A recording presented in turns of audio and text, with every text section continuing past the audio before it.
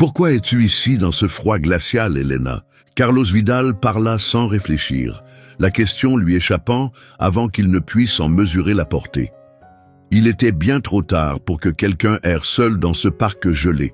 Le seul son brisant le silence était le léger craquement de ses chaussures en cuir sur le sentier enneigé.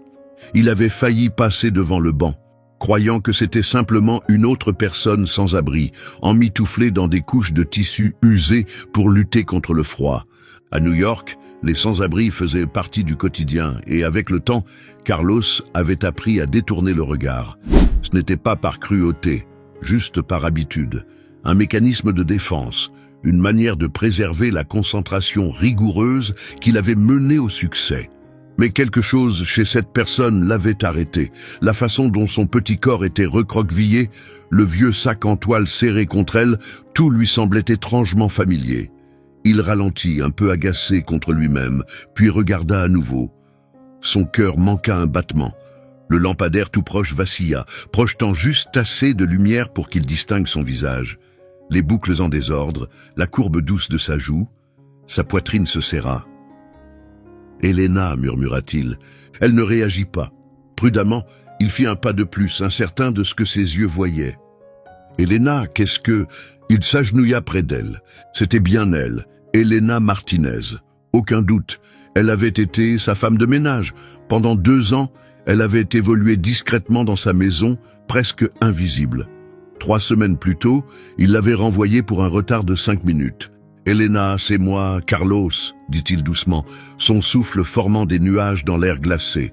« Ouvre les yeux, s'il te plaît. » Elle ne répondit pas. Ses lèvres étaient devenues bleues, et ses doigts nus, raides de froid, serraient quelque chose avec force. Avec précaution, Carlos lui ouvrit la main, le cœur battant. À l'intérieur, un morceau de papier froissé, une facture d'hôpital. Sous la lumière faible, il la déplia et lut. « Centre médical Sainte-Agnès. Nom du patient, Dolores Martinez.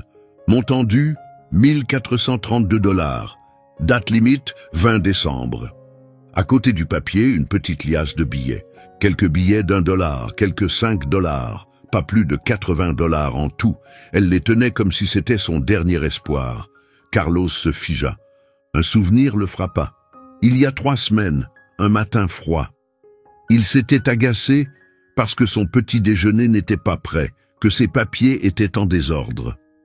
Elena était arrivée en retard, les cheveux mouillés, les yeux fatigués. Elle s'était excusée doucement, disant que le train avait eu du retard. Il n'avait pas écouté. Il lui avait simplement dit qu'elle était renvoyée avant de retourner à son café. Mais là, sur ce banc gelé, la voyant trembler sous un manteau trop fin, il comprit. Elle ne s'était pas réveillée en retard. Elle avait probablement enchaîné un autre travail, peut-être dans un restaurant ou un entrepôt, pour payer la facture de sa mère. Carlos regarda encore la quittance. Elle avait 2 jours de retard. Sa poitrine se serra. Il retira rapidement son manteau et le déposa sur son corps frissonnant. « Tiens bon », chuchota-t-il. « Reste avec moi, Elena. » Il sortit son téléphone. « Oui, le 911. J'ai besoin d'une ambulance. Central Park, près de la 76e rue. Il y a une femme ici. Elle est inconsciente et en hypothermie. » Tout en parlant, il la regardait, espérant qu'elle ouvre les yeux. En quelques minutes, l'ambulance arriva, les gyrophares rouges dansant sur la neige. Les secouristes sortirent en courant. Une femme, la cinquantaine, jeta un coup d'œil à Carlos. « Elle est en hypothermie sévère, dit-elle après l'avoir examinée. Si vous n'aviez pas appelé… » Elle n'eut pas besoin de finir. Carlos savait déjà. « Je la connais, dit-il doucement. Elle travaillait chez moi. Je ne savais pas. » La secouriste lui lança un regard qui en disait long. Ils installèrent Elena sur un brancard et la firent monter dans l'ambulance. Carlos hésita puis monta avec elle, à l'hôpital Saint. Luc, il attendit sous les néons vacillants, sans manteau, sa chemise coûteuse trempée par le froid. Mais il s'en fichait. Il tenait la facture d'hôpital comme une preuve, et d'une certaine façon, ça en était une. Les heures passaient lentement. Enfin, une jeune médecin s'approcha. « Elle est stable maintenant, on la réchauffe. Elle aura besoin de repos, mais elle va s'en sortir. Je peux la voir ? Elle est encore inconsciente, mais oui, juste un instant. » Carlos entra doucement.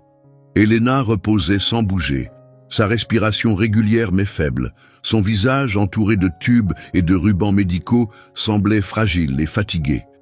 Il s'assit calmement à son chevet. D'une voix à peine audible, il dit « Je ne savais pas ». Mais même en prononçant ces mots, il comprit que ce n'était pas une excuse. Il n'avait pas pris la peine de demander, pas pris le temps de s'intéresser. Avec précaution, il posa la facture et l'argent plié sur la petite table à côté d'elle. Il ajouta sa carte de visite. Au dos, il écrivit un message d'une écriture tremblante. « Tu n'aurais jamais dû traverser cela seul. Je te vois maintenant. Laisse-moi t'aider. » Il la regarda une dernière fois avant de se détourner. Une douleur lourde pesait dans sa poitrine, pas seulement du regret, mais quelque chose de plus profond. Un souvenir enfoui depuis longtemps refit surface, celui de sa propre mère, à un moment où elle avait eu besoin d'aide, et où personne n'était venu. Ce soir-là, il avait été forcé de vraiment voir ce qu'il avait toujours ignoré. Et maintenant, pour la première fois depuis des années, Carlos Vidal ne pouvait plus détourner le regard. 3 semaines plus tôt, la demeure des Vidal paraissait parfaite comme toujours, silencieuse, impeccable, froide. Le soleil du matin brillait sur le marbre poli et la cuisine étincelait comme un décor de vitrine, jamais touché par la vie réelle. Au-dessus de l'îlot immaculé, des casseroles en cuivre pendaient en décoration, jamais utilisées. La maison était maintenue avec une rigueur parfaite, comme Carlos l'aimait, même s'il n'y prêtait plus vraiment attention. À exactement 7 heures, il descendit le grand escalier, ajustant ses boutons de manchette tout en consultant son téléphone. Son assistante lui avait déjà envoyé les dernières nouvelles des marchés, et son esprit calculait déjà des chiffres avant même qu'il ait atteint le bas des marches. Il entra dans la cuisine, s'attendant à y trouver son petit déjeuner, mais le plateau n'y était pas. Il fronça les sourcils. Dans sa vie parfaitement minutée, les petits retards étaient inacceptables. L'horloge du four affichait 7h03, 3 minutes de retard. L'agacement monta aussitôt. Il appela « Elena ?» Pas de réponse. Quelques instants plus tard, la porte arrière grinça. Elena entra, le manteau trempé de sueur, les mains tremblantes en retirant ses gants. Elle avait l'air épuisée, les yeux rouges et fatiguée. Lorsqu'elle le vit, elle s'arrêta net. « Je suis désolée, monsieur, dit-elle doucement. Le train avait du retard. J'ai vraiment fait de mon mieux. » Avant qu'elle ne puisse finir, il l'interrompit d'une voix sèche. « Tu es en retard, ce n'est pas acceptable. » Elle tenta à nouveau la voix tremblante. « S'il vous plaît, je n'ai pas... » Il leva la main pour la faire taire. « Je ne veux rien entendre, Elena. C'est fini. Rassemble tes affaires. » Elle ne protesta pas. Son expression resta figée. Elle hocha simplement la tête, se retourna et monta à l'étage sans un mot. Aucune excuse, aucune supplication. Carlos se fit un café et retourna consulter les marchés.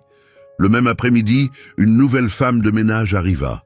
Trop bavarde, trop de parfum, sans la discrétion et l'efficacité tranquille qu'Elena avait toujours apportées. Il remarqua la différence, mais ne dit rien. La semaine suivante, il avait déjà oublié le jour exact où Elena était partie. Mais Elena, elle, n'oublia pas. Ce matin-là, elle venait de passer la nuit à nettoyer les sols d'un entrepôt. Ses yeux brûlaient, ses jambes lui faisaient mal, mais elle avait tenu bon, espérant gagner assez pour payer une autre partie de la dette hospitalière de sa mère.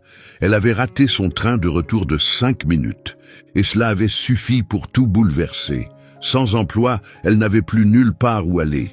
Son bail avait pris fin le mois précédent, et elle dormait discrètement dans une petite pièce de rangement de la maison Vidal, près de la buanderie. Elle espérait pouvoir s'y cacher jusqu'à la fin de l'hiver. Carlos ne lui avait jamais demandé où elle dormait, et Elena n'avait jamais répondu.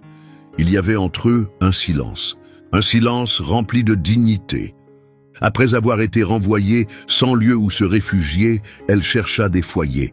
La plupart étaient pleins. D'autres lui semblaient peu sûrs. Elle finit par dormir dans des endroits qu'elle jugeait moins dangereux, devantures de bibliothèques, stations vides et finalement un banc à Central Park, près de l'endroit où sa mère nourrissait autrefois les oiseaux.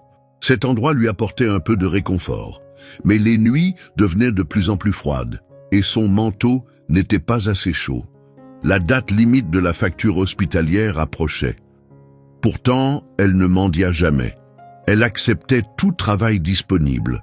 Nettoyer des cuisines la nuit, plier du linge dans des motels le matin. Chaque centime gagné était glissé dans la poche où elle gardait cette facture pliée. Elle ne ressentait aucune colère envers Carlos. Des gens comme lui ne voyaient pas des gens comme elle. Dans son monde, ceux qui le servaient étaient censés rester invisibles. La reconnaissance n'avait aucune valeur. Maintenant, dans le présent, Carlos était assis dans son bureau. C'était le matin après avoir conduit Elena à l'hôpital. Il n'avait pas dormi de la nuit. La facture hospitalière était posée sur son bureau, soigneusement aplatie. Il fixait la date limite, le 20 décembre. C'était aujourd'hui. Il s'adossa à son fauteuil, les yeux rivés au plafond, repensant au moment où il l'avait renvoyée.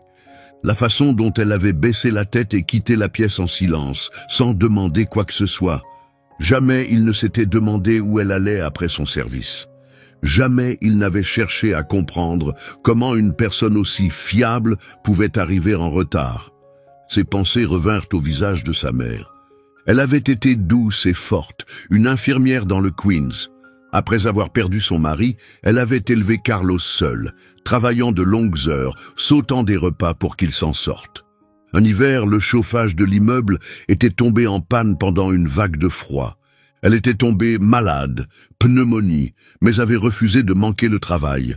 Elle s'était effondrée en plein service, trop fière pour demander de l'aide. Quand Carlos l'avait enfin retrouvée dans un foyer d'urgence, il était déjà trop tard. Il l'avait enterrée, puis enterré sa peine sous des couches d'ambition et de réussite. Il s'était convaincu que courir après l'argent était la seule manière de survivre. Et pourtant, le voilà à nouveau, une autre femme, un autre banc, une autre âme discrète qui n'avait pas osé demander de l'aide. Soudain, Carlos se leva et attrapa son manteau. Il savait exactement où aller. Au centre médical Sainte-Agnès, le personnel de l'accueil le reconnut immédiatement. Les gens fortunés avaient une manière de se faire remarquer, mais Carlos n'était pas là pour impressionner qui que ce soit. Il se dirigea droit vers le service de facturation et tendit sa carte. « Je suis ici pour régler la facture de Dolores Martinez », dit-il simplement. L'employé sembla surprise et tapa rapidement sur son clavier. « Vous êtes un membre de la famille ?» demanda-t-elle. « Non, juste quelqu'un qui aurait dû poser quelques questions de plus », répondit-il. Une fois le paiement confirmé, Carlos descendit le couloir vers la chambre d'Elena. Une infirmière le regarda brièvement, mais ne l'arrêta pas.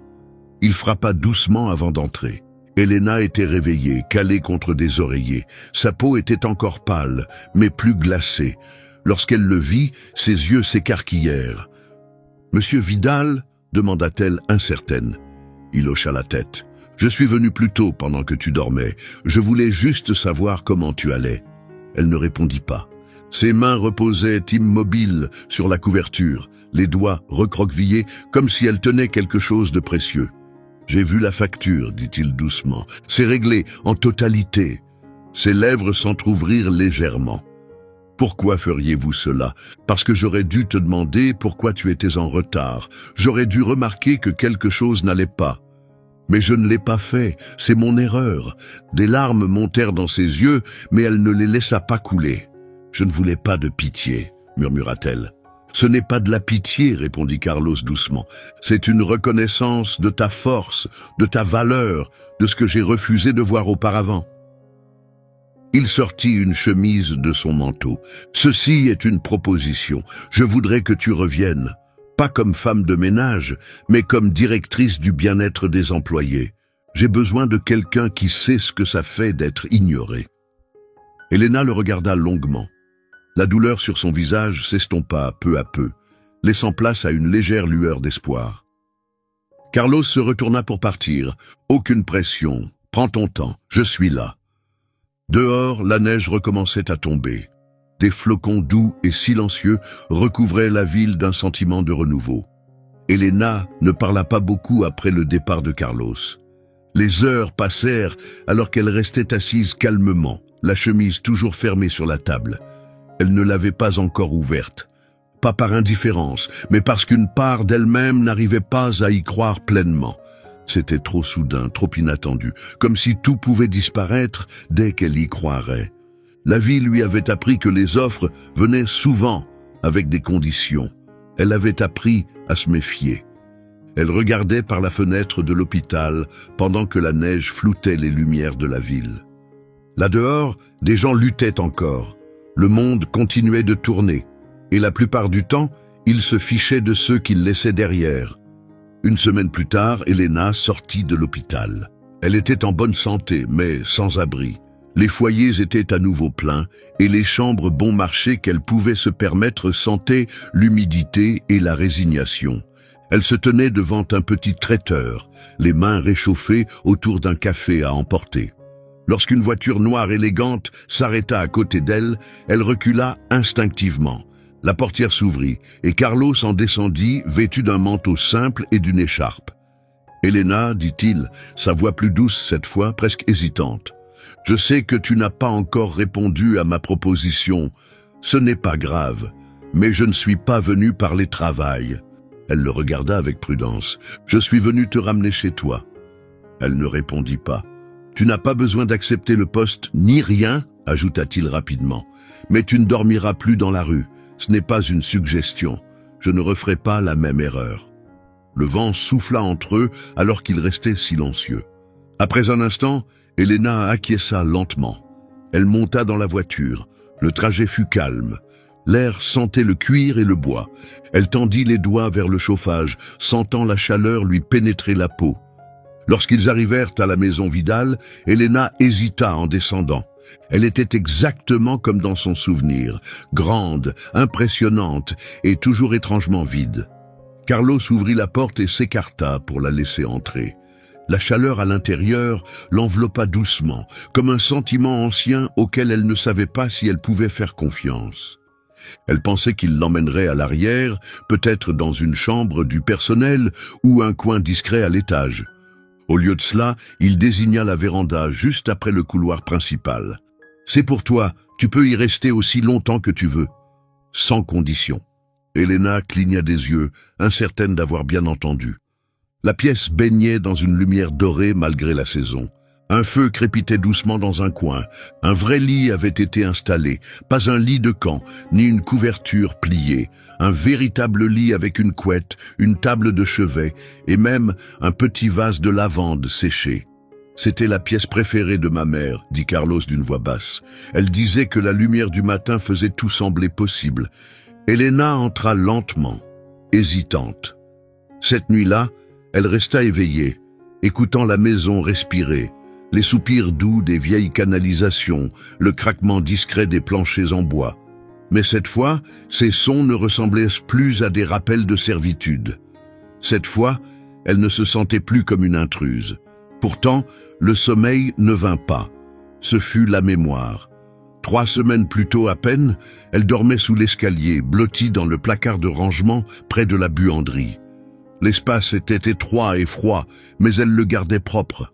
Son lit de fortune n'était rien d'autre qu'une couverture posée sur des serviettes pliées. Elle ne l'avait jamais dit à personne. Personne n'avait demandé, pas même Carlos. Elle se levait avant l'aube et partait avant que quiconque ne la voie. Elle s'était convaincue que si elle travaillait dur et restait discrète, elle pourrait sauver sa mère et un jour s'offrir un minuscule appartement près de la rivière. Un endroit où elle pourrait s'asseoir ensemble avec du thé glacé et un peu de paix. Mais la vie n'avait pas permis ce rêve. Maintenant, elle était dans la véranda. Le lendemain matin, Carlos frappa avant d'entrer, tenant 2 tasses de café. Il en posa une à côté d'elle et s'assit dans le fauteuil en face. Pendant un moment, aucun mot ne fut prononcé. Finalement, il dit « J'ai retrouvé ton vieux sac de couchage dans le placard de la buanderie. » Elena ne leva pas les yeux. « Je ne savais pas que tu vivais là. Je pensais que tu avais un appartement. »« Tu ne m'as jamais demandé, » répondit-elle doucement. Il hocha la tête. « Non, c'est vrai, j'aurais dû. J'essaie de changer maintenant. » Ils burent leur café en silence. Après un moment, il ajouta « Je pense à toutes les choses que je n'ai pas su voir, à toutes les personnes que je n'ai jamais vraiment regardées. Ma mère me disait que la gentillesse, ce n'était pas juste faire des choses pour les autres, c'était faire attention à ce que les autres portent en silence. Elena le regarda, quelque chose changea dans son regard. Ta mère semblait remarquer beaucoup de choses. C'est vrai, répondit-il doucement, mais moi je n'ai appris à voir que maintenant. Elle lui fit un léger sourire sans rien dire. Plus tard, elle parcourut la maison, pas comme avant, mais comme quelqu'un qui avançait désormais avec assurance. Elle s'arrêta devant la porte de l'ancienne buanderie et l'ouvrit. La couverture pliée sur laquelle elle dormait était toujours là. Dessus, une boîte étiquetée à son nom en lettres épaisses. À l'intérieur, elle trouva quelques vêtements, une photo encadrée de sa mère et la facture de l'hôpital, désormais marquée « Payé » en lettres rouges. Elle effleura doucement le bord du cadre. Ce soir-là, elle ouvrit enfin le dossier que Carlos avait laissé à l'hôpital. L'offre d'emploi était réelle. Le titre disait « Directrice du bien-être des employés », avec un bon salaire et des avantages complets. À l'intérieur, une note manuscrite. « Tu as vu cette maison plus clairement que moi. Aide-moi à la transformer de l'intérieur. » Elle plia la note avec soin et la posa à côté de la photo de sa mère.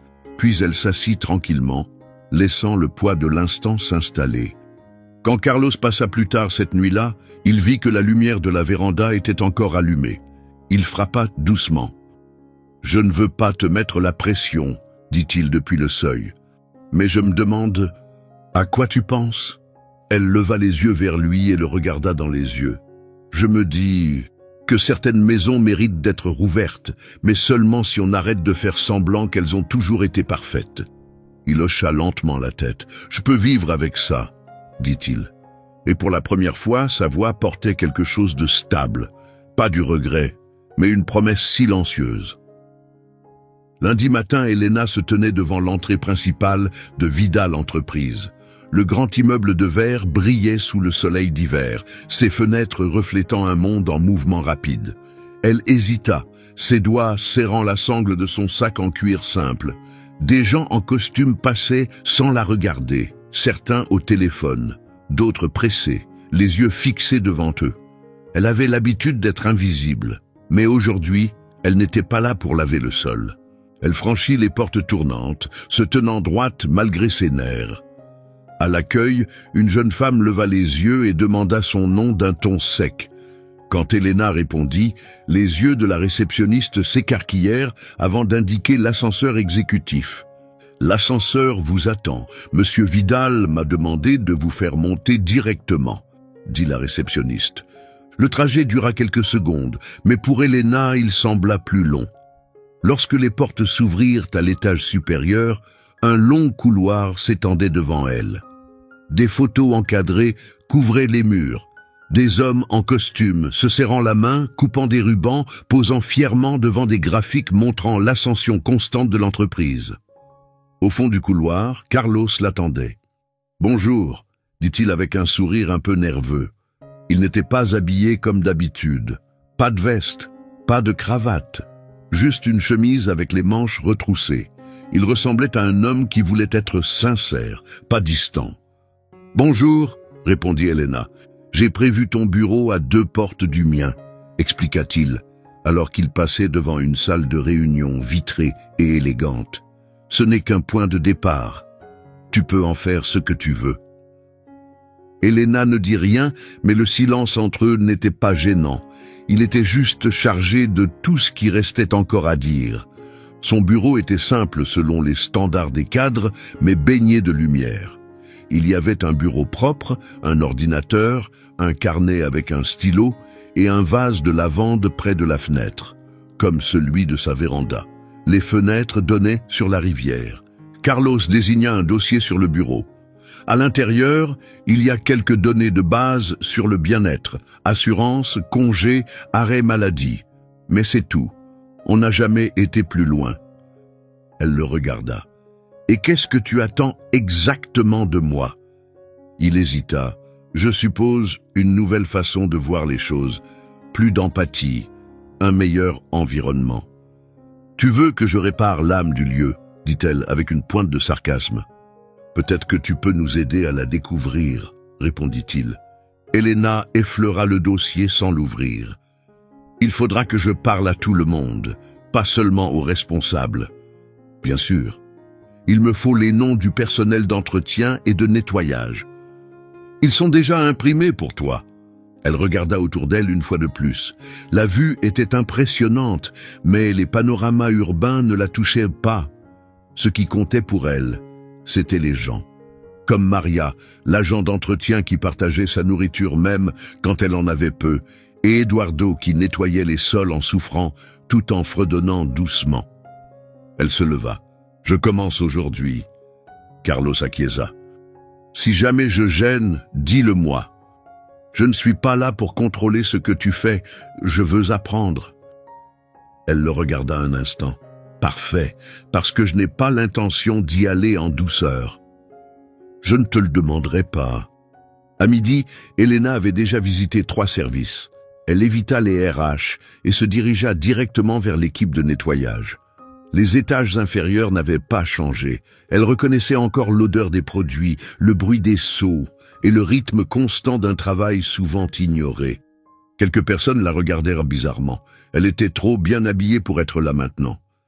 Une femme plissa les yeux, intriguée. Mais dès qu'Elena sourit, la reconnaissance s'installa. « Elena, dit quelqu'un. « C'est moi, répondit-elle avec naturel. « Tu as changé, dit Maria en ajustant ses lunettes. « Je suis toujours la même, dit Elena, puis ajouta avec un petit sourire. « Juste un peu plus au chaud maintenant. » La pièce s'emplit d'un rire discret. Elle s'assit avec eux et écouta. Ils parlèrent de journées éreintantes, d'heures sup non payées, d'outils cassés, et du fait qu'on n'entendait parler des RH que lorsqu'il y avait un souci. Un homme dit « Ils se souviennent de nous seulement quand il y a un problème, jamais quand tout fonctionne bien. » Elena prit des notes à la main, pas d'ordinateur. Elle leur demanda comment allait leur vie en dehors du travail. Elle ne fit aucune promesse. Elle leur laissa simplement l'espace pour parler. Elle ne partit que lorsque chacun eut pu s'exprimer. Ce soir-là, elle rentra épuisée, mais sereine. Dans la véranda, Carlos déposait un plateau sur la table. « Je me doutais que tu rentrerais tard, dit-il. J'ai pensé qu'un thé pourrait t'aider. Camomille. » Elle lui fit un sourire fatigué. « Tu commences à comprendre comment les gens fonctionnent. » Il sourit. « J'apprends encore. » Ils s'assirent près de la fenêtre. « J'ai passé la journée en bas, dit-elle. Les mêmes personnes, les mêmes histoires, le même poids. » Il hocha lentement la tête. Ce silence me rassurait avant. Maintenant, il me met mal à l'aise. Elle se tourna vers lui. Les gens qui font tourner ce bâtiment, ils sont invisibles jusqu'à ce que quelque chose casse. Et là, tout le monde fait semblant d'être surpris, comme s'ils n'avaient jamais souffert. Alors, il faut faire attention ? Non, dit-elle, il faut vraiment les écouter quand ils parlent. Il s'adossa, pensif. Changer quelques règles ne suffira pas. Exactement. Elle fit une pause, puis demanda « Pourquoi es-tu allé au parc cette nuit-là » Il baissa les yeux. « Je ne sais pas vraiment. J'avais juste l'impression que quelque chose n'allait pas. Comme si j'avais ignoré quelque chose que je n'aurais pas dû. Tu ne l'as pas manqué, dit Elena doucement.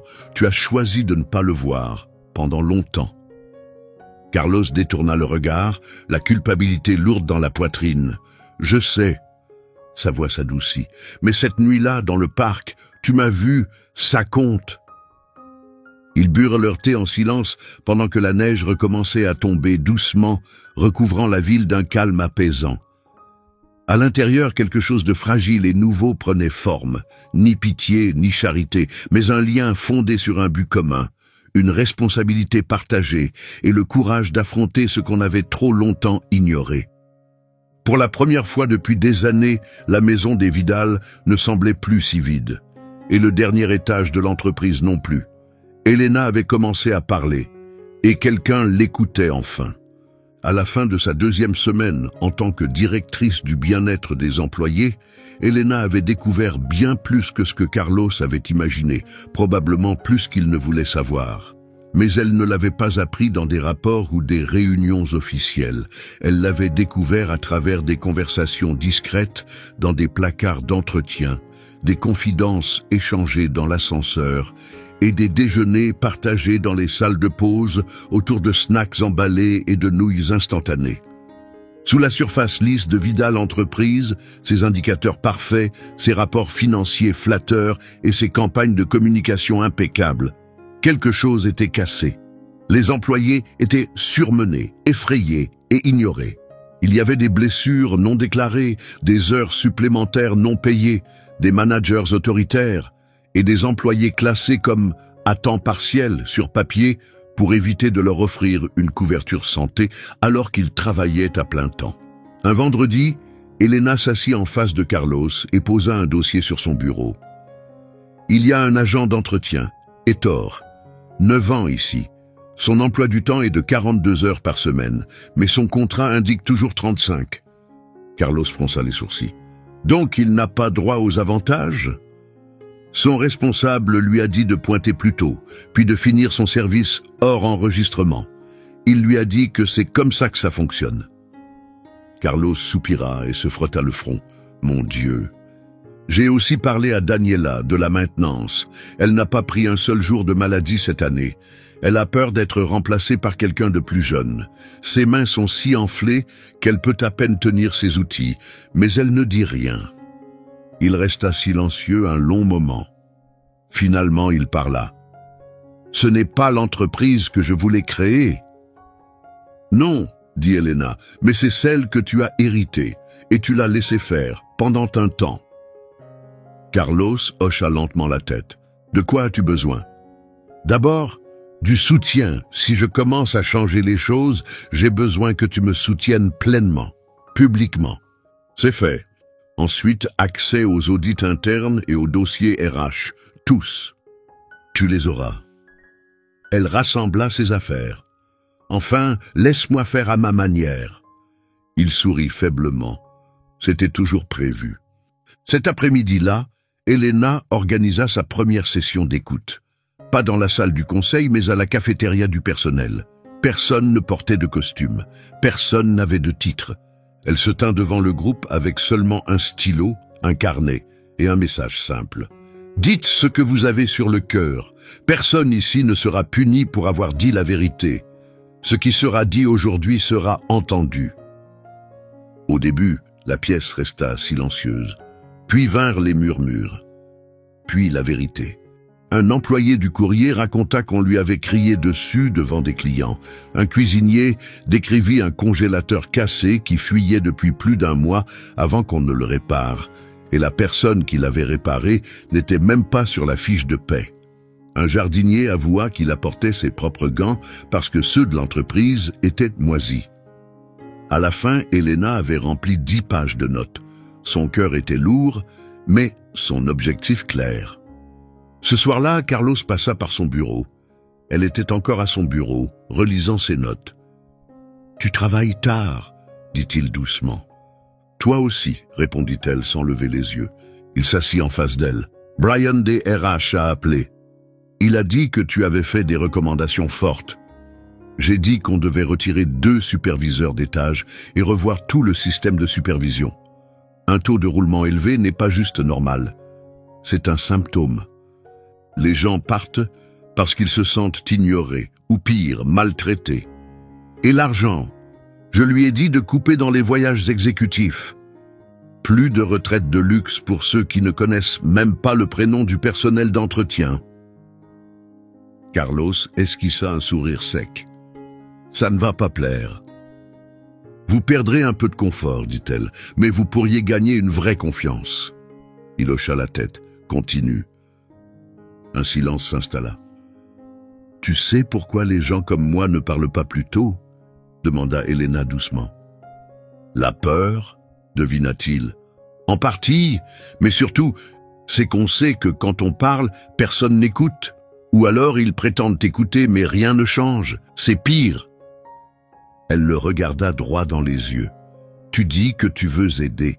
Je te crois, mais si tu t'arrêtes à la compassion, ça devient juste une histoire réconfortante de plus pour un homme riche qui regrette trop tard. » Carlos resta silencieux un long moment, son visage impassible. Puis il dit enfin « Je ne vais pas m'arrêter. C'est important. Tu es importante. Elena poussa un soupir discret, sentant une partie du poids sur ses épaules s'alléger. « Alors faisons-le ensemble », dit-elle. La semaine suivante, l'entreprise organisa sa toute première assemblée générale des employés. La présence était obligatoire pour les managers, facultative pour le reste du personnel. Mais Elena insista pour qu'elle soit diffusée en direct pour ceux qui ne pouvaient pas y assister. Désormais, la transparence n'était plus une option, c'était une règle. Carlos ouvrit la réunion. Sur scène, il regarda une foule qui comprenait non seulement des cadres, mais aussi des employés de la cafétéria, des agents d'entretien et des réceptionnistes. Je croyais autrefois qu'une entreprise prospère se mesurait en chiffres, revenus, croissance, bénéfices, dit-il. Mais j'ai compris que la véritable réussite se voit dans la manière dont on traite les personnes qui maintiennent tout cela debout. Il se tourna vers Elena. « Voici Elena Martinez. Elle n'est pas seulement votre nouvelle directrice du bien-être, elle représente une nouvelle direction pour cette entreprise. Si vous ne pouvez pas respecter cela, peut-être que vous n'avez pas votre place ici. » Un murmure de surprise parcourut la salle. Des mots pareils venant d'en haut étaient rares, encore plus quand ils étaient sincères. Elena prit la parole à son tour. « Je ne suis plus là pour réparer les dégâts, » commença-t-elle. « Je suis là pour faire en sorte qu'ils ne se produisent plus. Des gens comme moi ont été ignorés trop longtemps. Ça s'arrête aujourd'hui. » Les applaudissements commencèrent timidement, puis prirent de l'ampleur. Après la réunion, un agent d'entretien plus âgé s'approcha d'elle, les mains calleuses, l'uniforme usé. « Je bosse ici depuis avant que ton patron sache nouer ses lacets, » dit-il. « J'ai jamais entendu quelqu'un dire ce que tu viens de dire. » Elena lui sourit doucement. Il était temps que quelqu'un le fasse. Il hocha la tête, les yeux brillants. Il était grand temps. Ce soir-là, Carlos retrouva Elena dans la véranda, une tasse de thé à la main, le feu crépitant doucement. « Tu as été incroyable aujourd'hui, » lui dit-il. « Ce n'était pas le but, » répondit-elle. « J'ai juste dit la vérité. Parfois, c'est tout ce qu'il faut. » Elle le regarda. « Tu crois que cet endroit peut vraiment changer ?» Il réfléchit une seconde. « Je pense que le vrai changement commence petit, mais il se propage. » Elle hocha la tête et reporta son regard sur le feu. Dehors, la neige recouvrait la ville d'un calme silencieux. Dedans, quelque chose de profondément enfoui avait commencé à bouger. Les couloirs du pouvoir n'étaient plus remplis de silence. Ils portaient désormais autre chose, la vérité. 2 jours après l'assemblée, Elena retourna dans son bureau et remarqua une nouvelle plaque sur sa porte. « Directrice des personnes d'abord ». Elle la regarda, amusée, mais sans surprise. Carlos avait probablement fait le changement lui-même. C'était un beau geste, mais les gestes ne réparent pas les systèmes.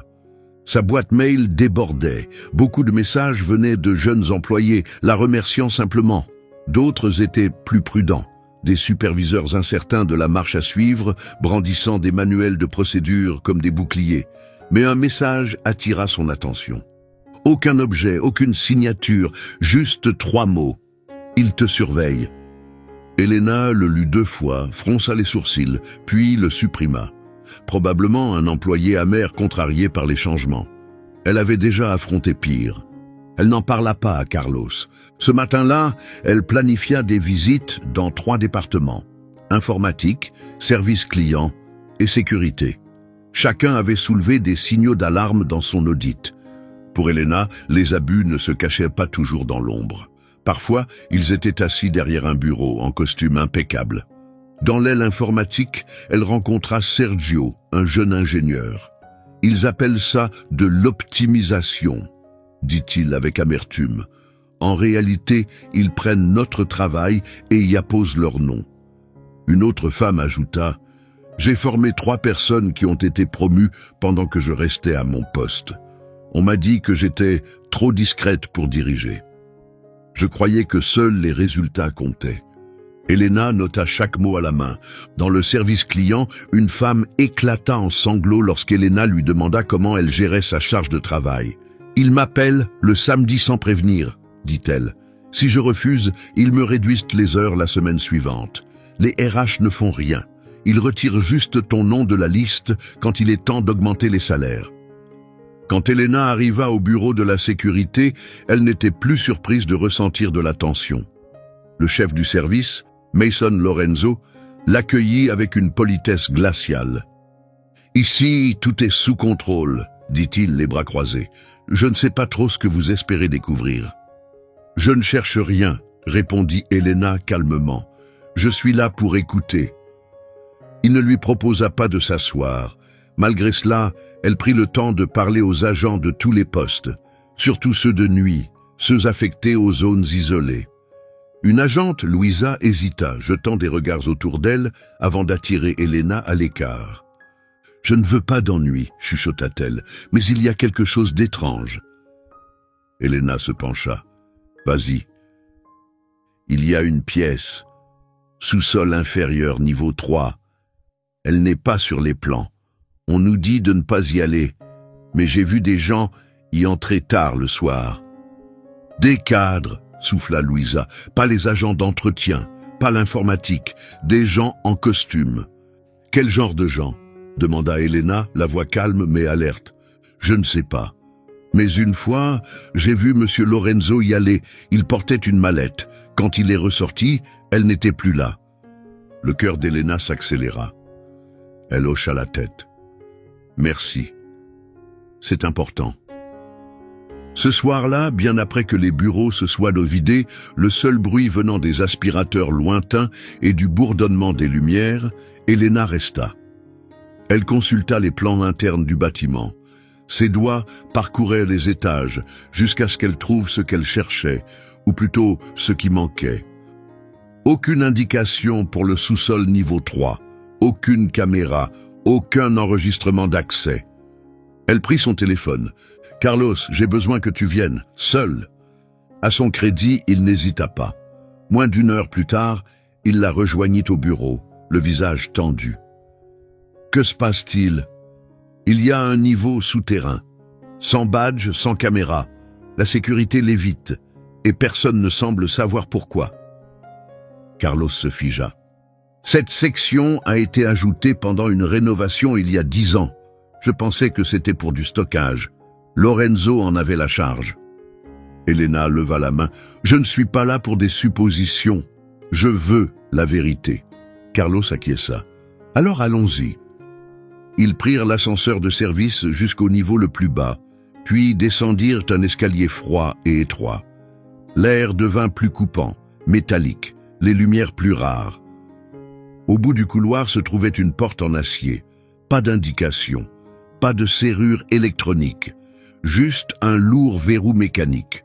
Carlos utilisa une clé maîtresse. À l'intérieur, une faible lumière fluorescente révélait des étagères métalliques chargées de boîtes. Cela ressemblait à un vieux débarras, jusqu'à ce qu'Elena remarque un faux panneau au fond. Derrière, ils découvrirent une pièce cachée, plus petite, sans fenêtre, insonorisée. À l'intérieur, des dizaines de boîtes. Elle en ouvrit une. Des notes manuscrites, des dossiers d'employés, des rapports RH confidentiels, une pile d'avertissements disciplinaires estampillés, de mentions comme « trop expressive », difficile, problématique. Des accords de confidentialité, la plupart liés à des plaintes pour harcèlement, discrimination ou représailles. Principalement des femmes, toutes réduites au silence.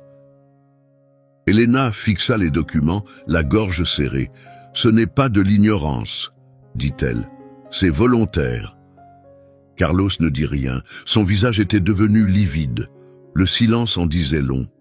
Lorenzo n'avait pas seulement abusé de son pouvoir, il avait construit un système pour cacher les dégâts, et personne n'avait pensé à se demander pourquoi certaines portes étaient verrouillées. Elena se tourna vers Carlos. « Si tu es sérieux à propos de la reconstruction de cette entreprise, c'est ici que tu commences. Par la racine du mal. » Il ne protesta pas.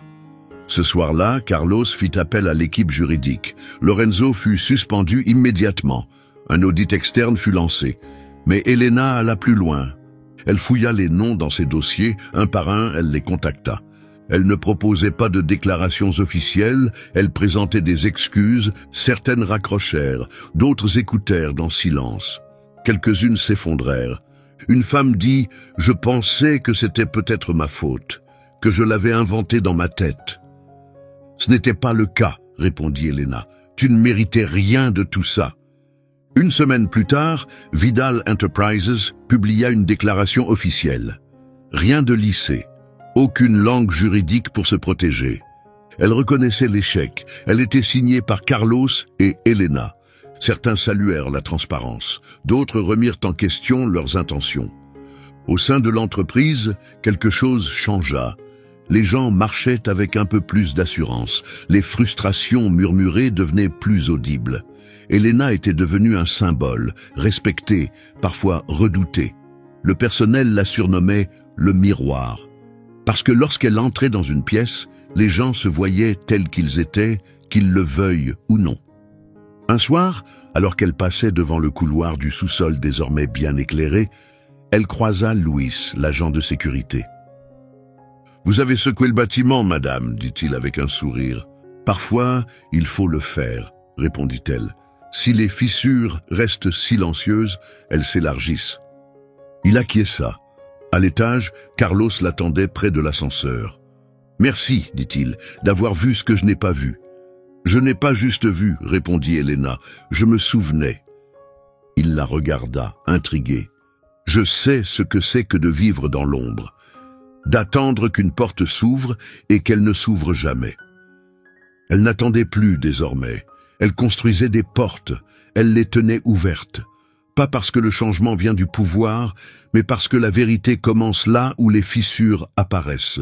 Le lundi, un étrange calme régnait dans le bâtiment. Pas de tension, mais une conscience.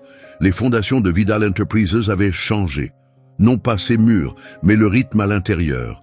Les gens ne chuchotaient plus en passant, ils posaient des questions. Les employés qui détournaient le regard auparavant soutenaient maintenant celui d'Elena, certains avec une curiosité prudente, d'autres avec un respect discret. Quelque chose avait changé, subtilement mais indéniablement. Ce matin-là, Elena prit l'ascenseur seule. Le silence qui l'entourait n'était plus pesant. Il vibrait d'attente. Elle remarqua les changements. Les chariots de nettoyage circulaient plus souvent. Des cadres inconnus traversaient les couloirs d'un pas pressé, l'air tendu. Il y avait du mouvement, mais aussi de l'inquiétude.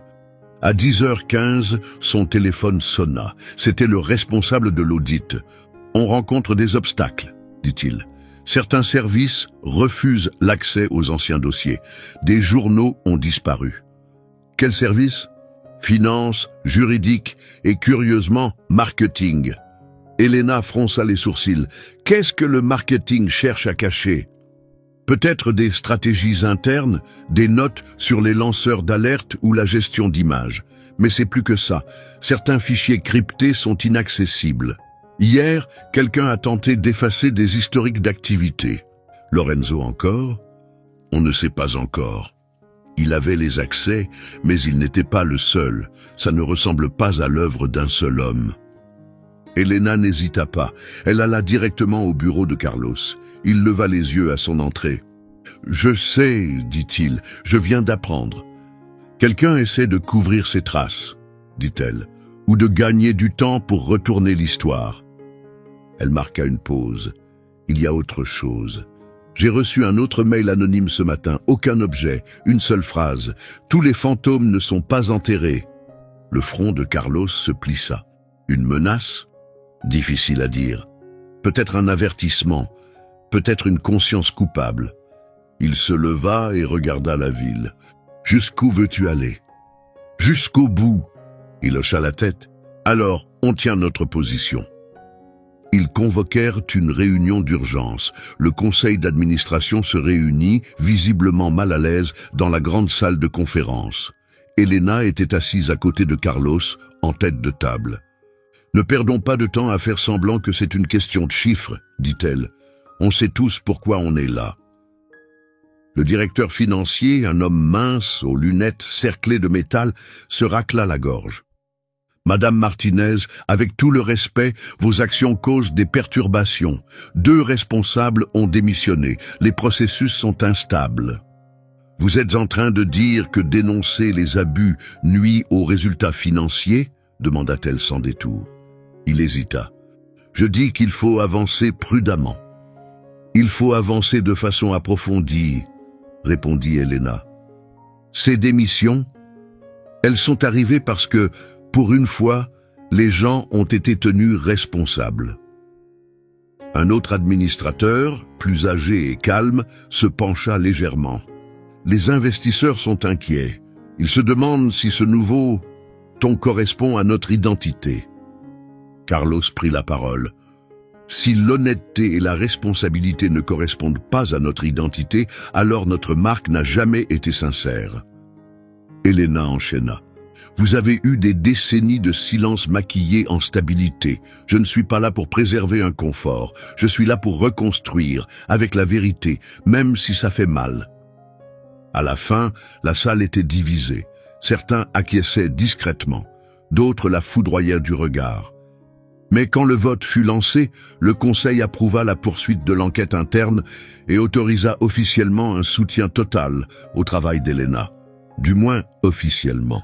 Ce soir-là, bien après le départ des autres, Elena était dans son bureau à consulter des dossiers RH récemment déclassifiés. Un nom revenait sans cesse, Eva Rousseau, une jeune analyste 7 ans auparavant.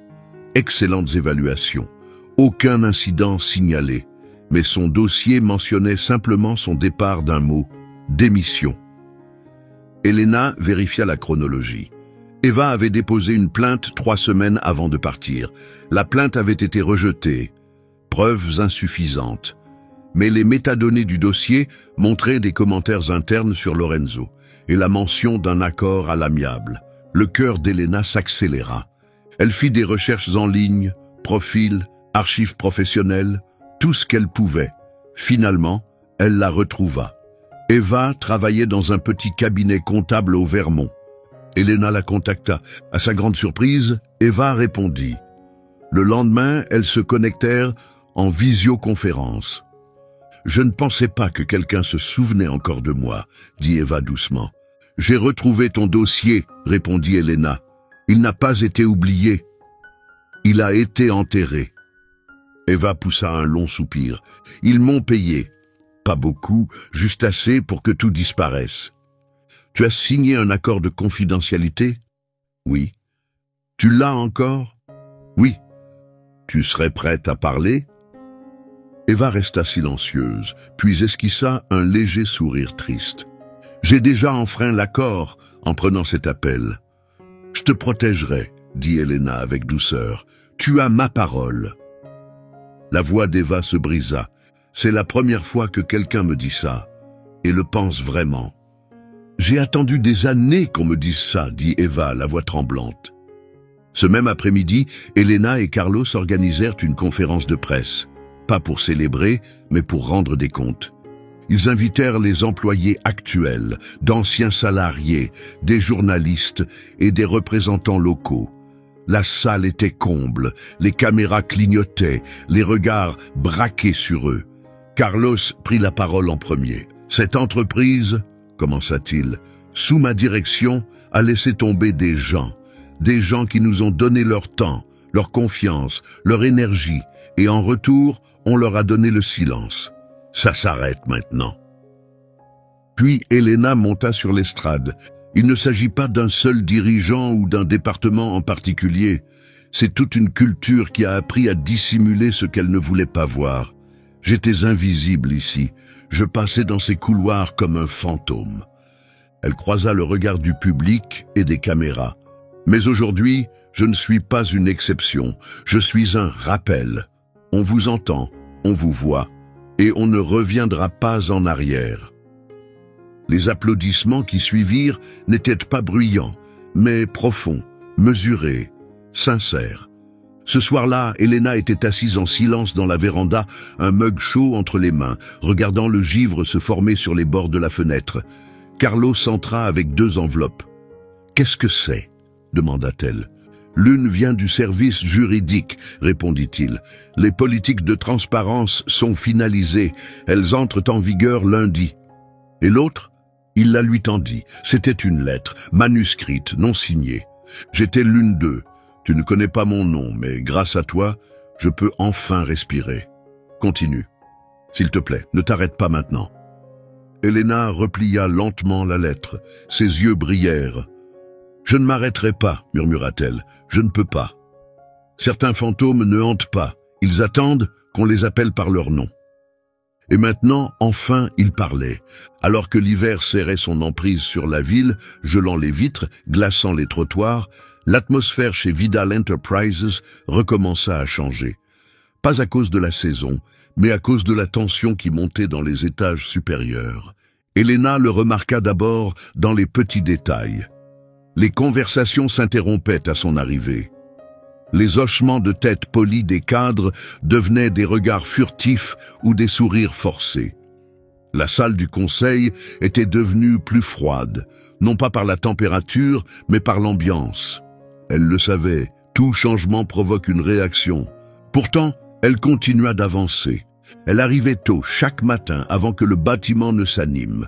Elle lisait des rapports que d'autres ignoraient, relançait d'anciennes plaintes oubliées, rencontrait des services souvent négligés. Son titre, directrice de l'humain d'abord, n'était pas symbolique. C'était une promesse. Mais la résistance prenait de nouvelles formes. Les emails anonymes continuaient, d'abord vagues, puis plus menaçants. Certaines choses doivent rester enfouies. Chaque héros crée son propre ennemi. Carlos fit appel à une équipe de cybersécurité, mais elle ne trouva rien de concret. Comptes masqués, pistes effacées, aucune origine détectable. Helena soupçonnait quelqu'un de l'intérieur, quelqu'un qui sentait son pouvoir lui échapper. Puis l'alarme incendie retentit, en pleine matinée, juste après une réunion stratégique. Les gens évacuèrent calmement, comme prévu. Mais Helena sentit que quelque chose clochait. Le moment, l'ambiance. Dehors, emmitouflée contre le vent, elle se tenait à côté de Carlos, observant les vitres du bâtiment. « Ce n'est pas un hasard, dit-elle doucement. Il acquiesça. Aucun exercice n'était prévu ce mois-ci. Quelqu'un voulait qu'on sorte. À leur retour, tout semblait intact. Rien ne manquait, rien n'avait été cassé. Sauf son tiroir. Il était ouvert. Elle le verrouillait toujours.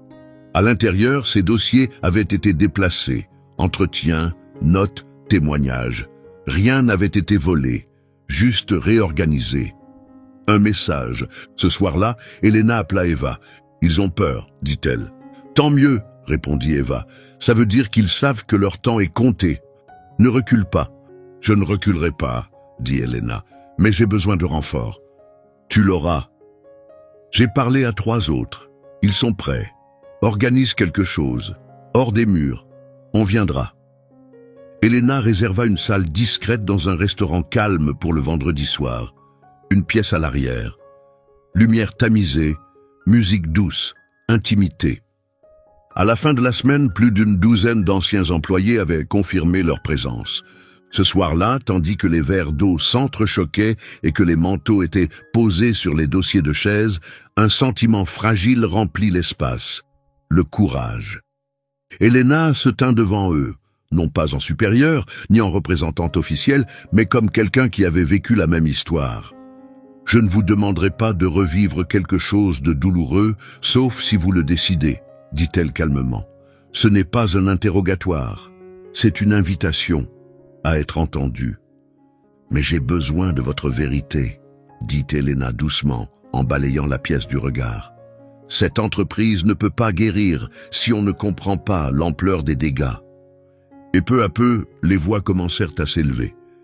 Chaque témoignage portait le poids des années de silence, histoire d'intimidation, de menaces, de promesses trahies, de carrières sabotées.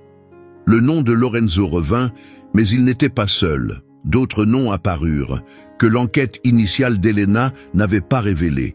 Des cadres intermédiaires, des membres du service juridique, même des murmures sur des administrateurs qui avaient détourné le regard. Carla, ancienne analyste de données, raconta comment elle avait été rétrogradée pour avoir refusé de manipuler les chiffres liés à la diversité. Jérôme, un employé de longue date, décrivit comment il avait formé 3 personnes pour le poste qu'on lui avait promis depuis des années, pour être finalement écarté sans aucune explication. Une autre voix, tremblante, parla d'un collègue qui avait tenté de se suicider. Officiellement, on avait noté un congé pour stress. La vérité n'avait jamais été écrite. Elena nota tout, chaque mot, chaque nom. Le lendemain matin, elle apporta le carnet au bureau de Carlos et le posa doucement sur son bureau. « Ce n'est pas juste une question de mauvais dirigeants, dit-elle calmement. C'est systémique. C'est de la pourriture. » Carlos tourna les pages d'une main tremblante. « Comment ai-je pu ne pas voir ça? »« Parce qu'ils avaient besoin que tu restes dans l'ignorance, » répondit-elle. « C'est comme ça que le pouvoir se maintient, en isolant ceux qui sont au sommet. » Il se laissa tomber sur sa chaise, la main dans les cheveux. « Alors on ne colmate pas, dit-il. On démonte tout. »« Non, répondit Elena. On reconstruit, mais pas avant d'avoir arraché chaque racine. » Ensemble, ils établirent une nouvelle liste. Départements signalés, dossiers rouverts. Une deuxième équipe d'audit, totalement indépendante, fut engagée. Cette fois sous la supervision d'un comité d'éthique externe, non de la direction. Dès jeudi, la nouvelle se répandit. Les médias s'en emparèrent. Vidal en chute libre. Une ancienne femme de ménage dénonce la corruption interne. Des photos d'Elena inondèrent les réseaux. Les gros titres la qualifiaient de lanceuse d'alerte, de justicière, de symbole. Elle n'avait accordé aucune interview, mais son visage était partout. Carlos la convoqua. Son expression était tendue. « Tu n'es pas obligé de faire ça, » dit-il avec douceur. « Je peux endosser la responsabilité. Je peux détourner l'attention. » Elena secoua la tête. « J'ai été invisible bien assez longtemps. S'ils veulent regarder, alors qu'ils me voient. » Il sourit sans joie. « Tu es la personne la plus courageuse de ce bâtiment. » Ce soir-là, alors qu'elle traversait le hall, Tamika, l'une des agentes de sécurité, lui remit une enveloppe simple. « Quelqu'un l'a laissée à l'accueil pour toi. » Dans l'ascenseur, Elena l'ouvrit. À l'intérieur, une photo en noir et blanc, floue. Elena, assise seule sur un banc devant l'hôpital, il y a quelques semaines, les factures médicales de sa mère entre les mains. Aucune note, aucune signature, juste un rappel. Il la surveillait. Il voulait qu'elle se sente traquée. Mais lorsque les portes de l'ascenseur s'ouvrirent et qu'elle entra dans son bureau, où les lumières vacillèrent un instant avant de se stabiliser, Elena ne broncha pas. Elle regarda par la fenêtre, la neige tombant doucement, faisant semblant de rendre la ville pure. Elle savait bien, le combat n'était plus théorique, il était devenu personnel. Mais elle avait déjà survécu à pire. Car Elena Martinez ne se contentait pas de défier le pouvoir. Elle en démontait le masque, fil après fil. Le vendredi matin arriva accompagné d'un vent tranchant et d'un titre cruel. Un grand média publia un article à charge, des sources anonymes, des termes comme abus de pouvoir et manipulation, des accusations disant qu'elle avait utilisé les fonds de l'entreprise pour récompenser ses alliés, qu'elle construisait une faction politique. Et le pire, l'insinuation que son histoire d'ancienne femme de ménage était un mensonge calculé. L'article avait un ton élégant mais un contenu venimeux, des photos recadrées, des chronologies déformées, des ombres présentées comme des faits. Elena était assise dans le bureau de Carlos, fixant la copie imprimée, les mains tremblantes. « Tu crois que ça vient de l'intérieur » demanda-t-elle. Carlos ne réfléchit pas. « Absolument. Quelqu'un de proche. Quelqu'un qui a peur. » Elle regarda à nouveau les mots. Ils essaient d'empoisonner la vérité. Il se pencha vers elle. « Ça veut dire que tu les as acculés. Les gens n'attaquent que quand ils te voient comme une menace. » Elle soupira. La perception est tout. Et pour l'instant, c'est eux qui contrôlent le récit. Alors, on change de perspective. Plus tard dans la matinée, Elena convoqua une réunion générale. Elle fut diffusée à tous les étages. Elle ne se plaça pas derrière un pupitre. Elle ne portait pas de veste, ni ne lut un discours préparé. Elle se tint au centre de la cafétéria, entourée des personnes qui faisaient tourner l'entreprise. « Je sais que certains d'entre vous ont lu ce qui a été publié ce matin, » commença-t-elle, la voix calme, posée. « Alors, soyons clairs. » Elle leur raconta tout. Comment elle avait commencé comme femme de ménage, le matin où elle avait été licenciée, ce que cela signifiait d'être invisible et pourquoi elle refusait que quiconque ressente cela à son tour. Elle était revenue non pour se venger, mais pour faire régner la justice. Elle parla de l'enquête, des abus révélés et des vies profondément affectées. « Si défendre ce qui est juste fait de moi une menace à leurs yeux, dit-elle, alors j'accepte d'être perçue ainsi. » Elle regarda le public. Si demander des comptes est considéré comme un acte politique, soit. Je ne suis pas ici pour le pouvoir. Je suis ici pour vous. Pour chacun d'entre vous. La salle se figea. Puis une personne applaudit, d'autres suivirent. Ce qui avait commencé comme un simple geste de soutien devint rapidement une vague d'applaudissements. La cafétéria, autrefois pleine d'hésitation et d'incertitude, résonnait désormais d'approbation et de confiance. Après le discours, un jeune assistant s'approcha d'elle. « Je travaille ici depuis 4 ans, dit-il doucement. Personne n'a jamais pris la peine d'apprendre mon prénom, jusqu'à toi. » Elena lui sourit chaleureusement et posa doucement sa main sur son épaule. « Je te vois, » lui dit-elle, « et ça ne changera pas. » Plus tard, dans son bureau, Elena aperçut une enveloppe interne posée sur son bureau. À l'intérieur, une clé USB. Aucune étiquette, aucun message. Elle la connecta à son ordinateur portable. Ses doigts tremblaient légèrement. Le disque contenait un dossier nommé « Projet Icebox ». À l'intérieur, des fichiers vidéo provenant de caméras de sécurité avec des dates couvrant 5 années. Chaque extrait révélait des comportements troublants, des cadres supérieurs maltraitant de jeunes employés, des accords secrets dans des pièces isolées, des documents détruits. Plusieurs fichiers portaient des noms. Certains appartenaient à des membres du conseil d'administration et à 2 juristes de haut rang. Une vidéo l'ébranla plus que les autres. On y voyait Lorenzo dans la salle des coffres de l'entreprise, non pas seul, mais avec un homme qu'Elena reconnut aussitôt, vu sur les réseaux sociaux du journaliste d'investigation. Les 2 hommes échangeaient des enveloppes. Ils se serraient la main en souriant. Ce n'était pas juste un acte de vengeance. C'était une opération coordonnée, un plan plus vaste. Elena se précipita vers Carlos. Elle lui montra le contenu de la clé. Il regarda en silence, le visage de plus en plus tendu à chaque seconde.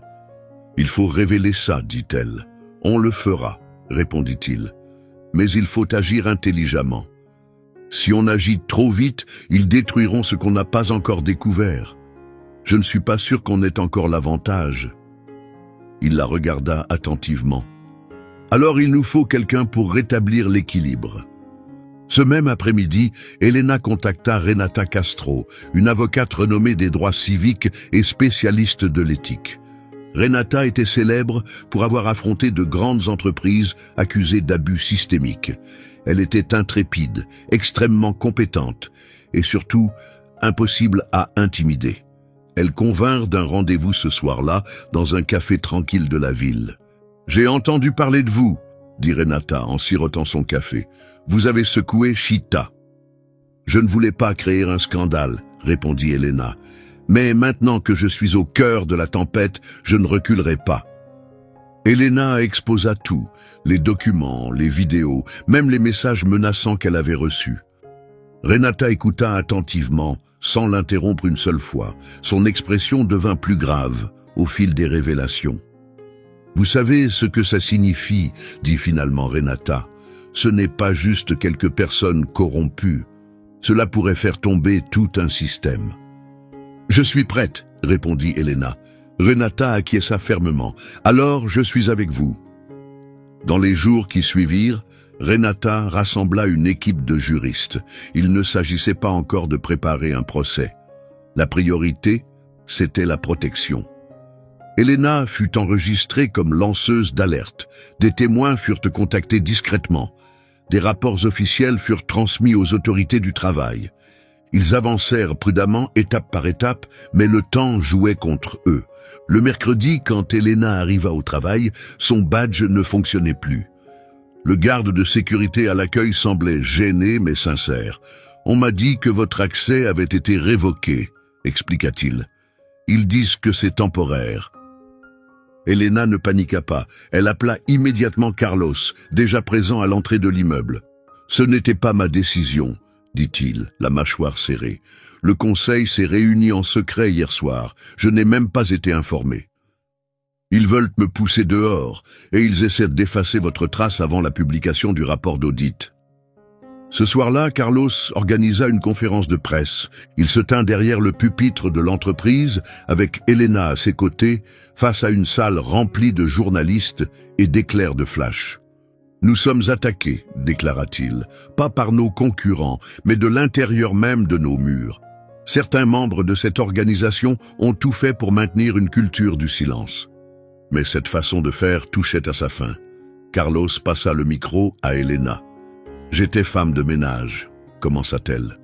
On me traitait comme si je ne comptais pas, mais la vérité compte toujours.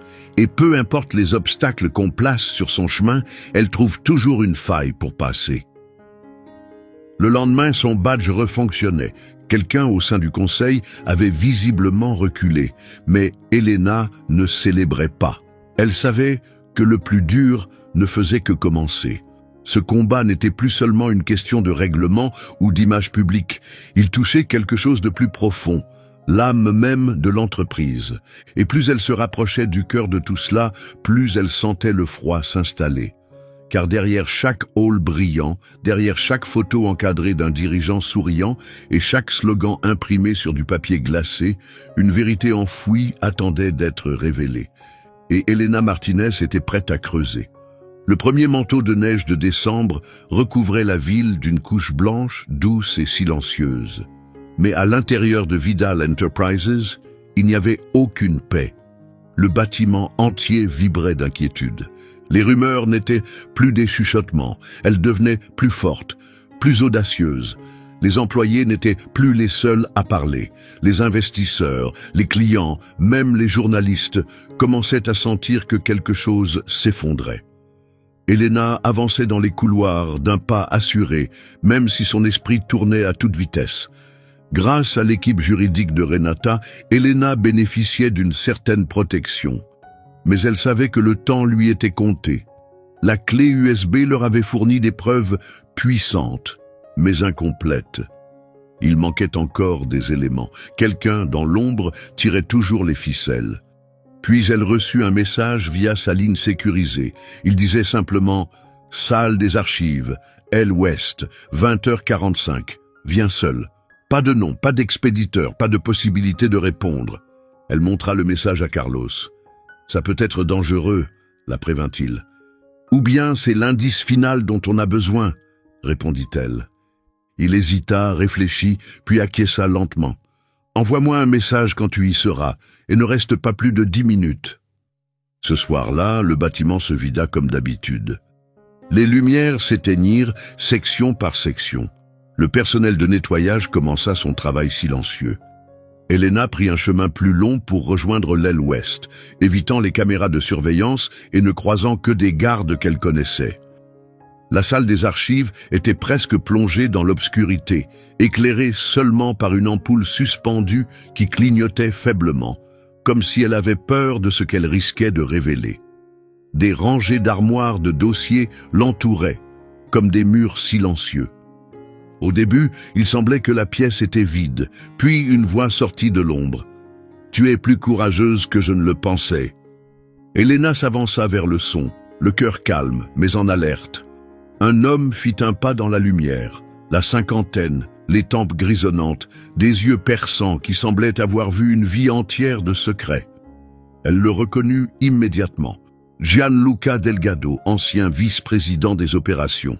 Il avait quitté son poste sans explication 3 ans plus tôt. « Tu étais impliqué », dit Elena. « Je l'étais », répondit-il. « J'ai contribué à construire ce que tu essaies de démanteler. » « Alors pourquoi venir maintenant » demanda-t-elle. Il poussa un long soupir et sortit une enveloppe Kraft d'un dossier en cuir.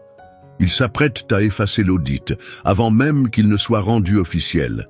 Il existe un serveur secondaire, hors site. Ils y ont tout sauvegardé. Entretien, documents, vidéos. Et maintenant, ils comptent effacer les originaux. Elena ouvrit l'enveloppe. Elle contenait les plans du bâtiment du serveur externe ainsi que des codes d'accès et les plannings du personnel. « Tu m'aides maintenant ?» demanda-t-elle. Il la regarda droit dans les yeux. « J'ai déjà causé assez de tort. C'est le seul moyen que j'ai trouvé pour dormir la nuit. Pourquoi venir en secret ? Parce que je connais leur méthode. Ils essaieront d'enterrer tout ça, et toi avec. Mais si tu rends cela public, s'ils doivent faire face au monde entier, ils ne pourront pas faire taire tout le monde. » Elena hocha la tête avec fermeté. « Merci. » Avant qu'elle ne parte, Gianluca ajouta « J'espère qu'un jour, tu cesseras de te blâmer pour ce qu'ils t'ont fait croire. » Elle ne répondit pas, mais ces mots restèrent avec elle. Le lendemain matin, Elena et Renata élaborèrent un plan. Elles allaient soumettre un rapport officiel au comité d'éthique, confirmant l'existence du serveur externe. En parallèle, elles dévoileraient toute l'histoire à la presse, en même temps que la publication de l'audit. Ce serait une course, rapide et à haut risque. Pendant ce temps, Carlos faisait ce qu'il pouvait de l'intérieur. Il rencontra les autres membres du conseil pour tenter de les raisonner. Mais tous autour de la table n'étaient pas prêts à aider. Le jeudi, Carlos fut convoqué à une réunion privée du conseil. Lorsqu'il en ressortit, son visage était sombre. « Ils vont voter, dit-il d'une voix basse. « Voter sur quoi ?» demanda Elena. « Pour te révoquer, répondit-il. Ils veulent te faire partir avant la publication de l'audit. » Elena le fixa. « Ils veulent me licencier. » Il acquiesça lentement. « Ils prétendent que ton leadership crée de l'instabilité, que tu as instauré un climat toxique. » Elle secoua la tête, incrédule. « C'est insensé, surtout après tout ce qu'on a découvert. » Il s'assit en face d'elle. « Ils pensent qu'en te supprimant, tout s'arrêtera. » Mais les yeux d'Elena s'illuminèrent à nouveau de détermination. « Ils ont oublié une chose, dit-elle. Ça n'a jamais été juste à propos de moi. C'est pour tous ceux dont la voix a été étouffée. Et ces voix-là ne se tairont plus. » Ce soir-là, Elena convoqua une réunion générale. Une fois encore, elle se tint dans la cafétéria, mais cette fois, Renata était à ses côtés. « On m'a dit que ma présence ici dérange, » commença Elena, « et je suis d'accord. Mais ce n'est pas le dérangement le problème. Le vrai problème, c'est la corruption. » Elle parla aux employés réunis du serveur externe, des fichiers dissimulés, du vote pour la renvoyer. S'ils réussissent à me faire partir, ils ne s'arrêteront pas là. Ils continueront à cacher la vérité, à faire taire les gens, à prétendre que rien de tout cela n'a jamais eu lieu. Puis Renata s'avança pour prendre la parole. « Des procédures judiciaires sont en cours, » dit-elle avec fermeté. « Les lanceurs d'alerte sont protégés par la loi, et maintenant, des témoins se manifestent. Si vous avez peur de parler, souvenez-vous de ceci. Vous n'êtes pas seul. » À la fin de la réunion, des dizaines d'employés s'avancèrent. Certains proposèrent de témoigner. D'autres remercièrent simplement Elena pour son courage. Mais les yeux d'Elena furent attirés par une silhouette sur l'escalier. C'était Mendoza, le directeur financier. Ils se croisèrent du regard, il ne détourna pas les yeux. Ce soir-là, un colis fut livré à l'appartement d'Elena. Aucun expéditeur n'était mentionné. À l'intérieur se trouvait un badge d'identification, celui de Mendoza. Collé dessus, un petit mot « Vérifie tes mails ». Elena ouvrit aussitôt son ordinateur portable. Un message crypté venait d'arriver quelques minutes plus tôt. Il contenait des documents confidentiels, des notes internes, des transferts d'argent suspects et des audits falsifiés. Il prouvait, sans aucun doute, que certains membres du Conseil avaient non seulement dissimulé des preuves d'abus, mais aussi utilisé des fonds de l'entreprise pour acheter le silence de plusieurs personnes. C'était la dernière pièce qu'il leur manquait. Le lendemain matin, Elena et Renata se présentèrent au bureau du comité d'éthique de la ville. Elles remirent tous les éléments, les fichiers du second serveur, les preuves de Mendoza et l'audit original, non modifié. La réaction fut immédiate. Une enquête complète fut lancée le jour même. Les autorités fédérales ouvrirent un dossier. Des convocations furent envoyées. À la mi-journée, plusieurs membres du conseil avaient déjà démissionné. Et ce soir-là, dans un geste décisif, Carlos entra dans la salle du conseil et donna le vote final. Elena resterait et l'audit serait rendu public. Elena fit face à la presse une nouvelle fois. Elle avait l'air fatiguée, mais sa détermination était intacte. « Nous ne sommes pas parfaits, dit-elle, mais nous ne nous taisons plus. Et c'est le début de quelque chose de meilleur. » Les flashs illuminèrent la pièce. Elena baissa les yeux vers ses mêmes mains autrefois réprimandées pour avoir touché les sols brillants. Maintenant, elle signait des documents pour exiger la vérité. Et à cet instant, elle comprit, le jour du jugement était arrivé. Le matin suivant la publication de l'audit, quelque chose avait changé. Le monde extérieur à Vidal Enterprises n'était plus le même. Elena se tenait à la fenêtre de son bureau, observant les vannes de journalistes envahir la rue. Leurs antennes pointaient vers le ciel, telles des fleurs métalliques écloses sous la chaleur du scandale. Dans le hall, des journalistes et des manifestants s'étaient réunis. Certains brandissaient des pancartes de soutien. D'autres restaient figés, encore sous le choc de la vérité. À l'intérieur du bâtiment, pourtant, un étrange calme régnait. Certains employés traversaient les couloirs la tête baissée, s'accrochant à leur routine comme à une armure. D'autres s'arrêtaient devant sa porte, lui adressant un signe de tête, un discret « merci » ou un simple pouce levé. Chaque geste de gentillesse donnait l'impression de recoudre une entreprise brisée, fil après fil. Carlos entra, son manteau couvert de flocons de neige. « Ils ont gelé plusieurs comptes », lui dit-il à voix basse. La SEC veut examiner toutes les finances de l'entreprise sur les 10 dernières années. Le ministère du Travail demande à interroger plus de 200 employés, anciens et actuels. Elena acquiesça lentement. « Très bien, que tout sorte au grand jour. » Il posa une main sur son épaule. « Tu sais que ça ne se terminera pas dans le calme. »« Ce n'est pas censé, » répondit-elle. On frappa à la porte. C'était Tamika, l'agent de sécurité qui lui avait remis une enveloppe anonyme quelques semaines auparavant. Elle avait l'air inquiète. « Quelqu'un est en bas et demande à vous voir, » dit Tamika. « Il dit qu'il travaillait ici. Avant tout ça, il ne veut pas donner son nom, mais il a laissé ceci. » Elle tendit à Elena une vieille photo abîmée. C'était une partie d'une photo d'équipe, fanée par le temps. Elena se reconnut au dernier rang, tenant un plateau, vêtue de son ancien uniforme d'entretien.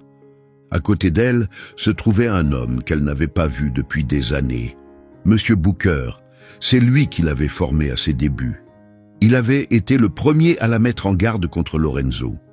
Il avait été le premier à disparaître.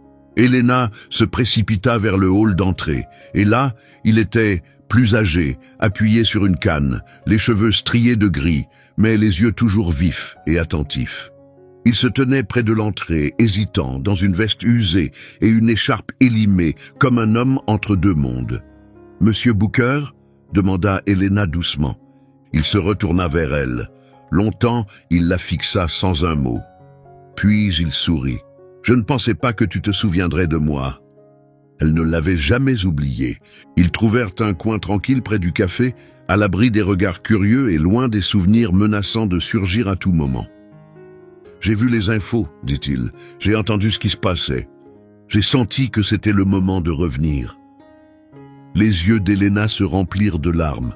« Ils nous ont dit que tu étais parti, que tu avais disparu. Personne n'a pu te retrouver. »« Je ne suis pas parti de mon plein gré, » répondit-il. Ils m'ont payé pour partir.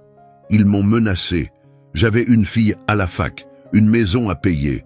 Ils m'ont dit que si je ne disparaissais pas, elle n'aurait jamais son diplôme. Il plongea la main dans son manteau et en sortit un petit carnet usé. J'ai tout noté, au cas où. Elena ouvrit le carnet. Il était rempli de notes serrées, noms, dates, réunions tenues en sous-sol après les heures de travail, documents falsifiés, plaintes de lanceurs d'alerte. « C'est tout », murmura-t-elle. « C'est la vérité, dit-il simplement, et tu y as droit. » Elena l'accompagna elle-même jusqu'à la sortie. Lorsqu'ils sortirent sous la lumière froide de l'après-midi, des gens s'étaient rassemblés. Quelqu'un le reconnut.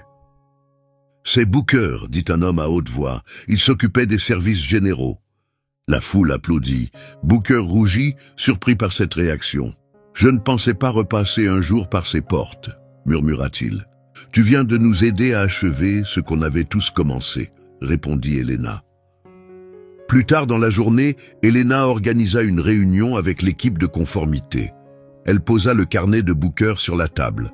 « Il y a tout là-dedans, » dit-elle, « la pièce qu'il nous manquait. » L'équipe commença immédiatement à vérifier les notes. Ils recoupèrent les dates avec les journaux de sécurité, les enregistrements de badges, les relevés financiers et les emails archivés. Tout correspondait. Le réseau de corruption était encore plus vaste que ce que l'on imaginait. Ce soir-là, Elena et Renata se retrouvèrent dans la salle de réunion juridique de l'entreprise.